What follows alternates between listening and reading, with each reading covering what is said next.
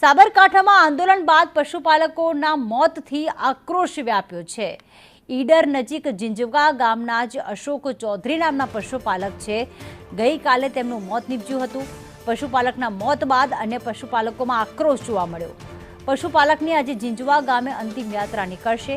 ગઈકાલે ભાવફેરને લઈને સાબર ડેરી ખાતે પશુપાલકોએ વિરોધ નોંધાવ્યો હતો અને એ દરમિયાન જે પોલીસ અને પશુપાલકો વચ્ચે ઘર્ષણ થયું હતું। સાથે જ ટીયર ગેસના સેલ છોડ્યા હતા, જેના કારણે એક પશુપાલકનું મોત નીપજ્યું।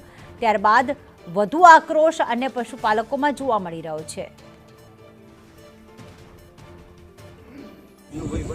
કદાચ કશી બધી વાત સાચી છે। જો આજ લોકો આજે હાજર રહ્યો તો આ ભાઈ મર્યો હોત।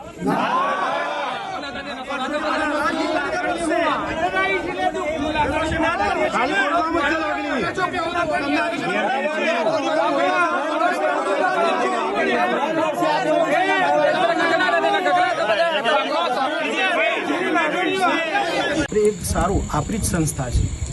આપણે આમાં ગમે એટલું એકબીજાના હોમો આવીને ઊભા રહીશું તો એકબીજાની સાથે જ રહેવાનું અને એકબીજાની સાથે રહીને જ આપણે વહીવટ કરવાનો છે।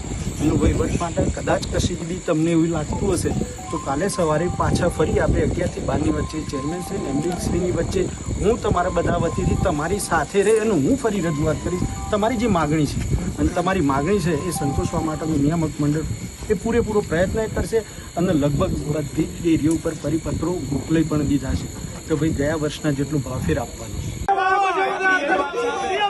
બીજી વાત પ્રશ્ન મૂક્યા હતા, તમે અમારા વિસ્તારના ડિરેક્ટર છો તો આ લાશનું શું કરવાનું? અમારે સાબર ડેરી લઈ જવી છે અને ત્યાં ના લઈ જવી હોય તો તમારા ચેરમેન થી લઈને આખી બોડી અહીંયા બોલાવવાની જવાબદારી તમારી।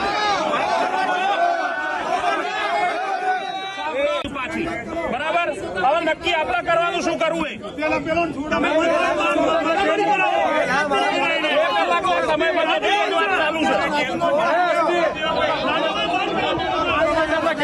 એ માંગ એક જ છે ભાઈ। 100 જણાને પૂછો કે ભાઈ તમામ ડિરેક્ટરો ના મરે પશુપાલકે કર્યો નથી।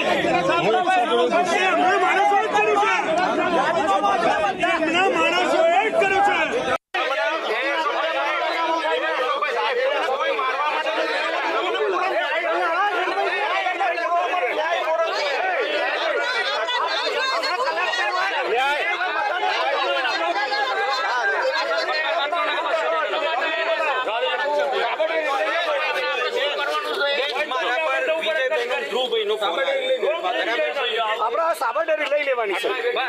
સાબર ડેરી જો લઈ જવાની ક્યાં મારવાની સલાહ છે?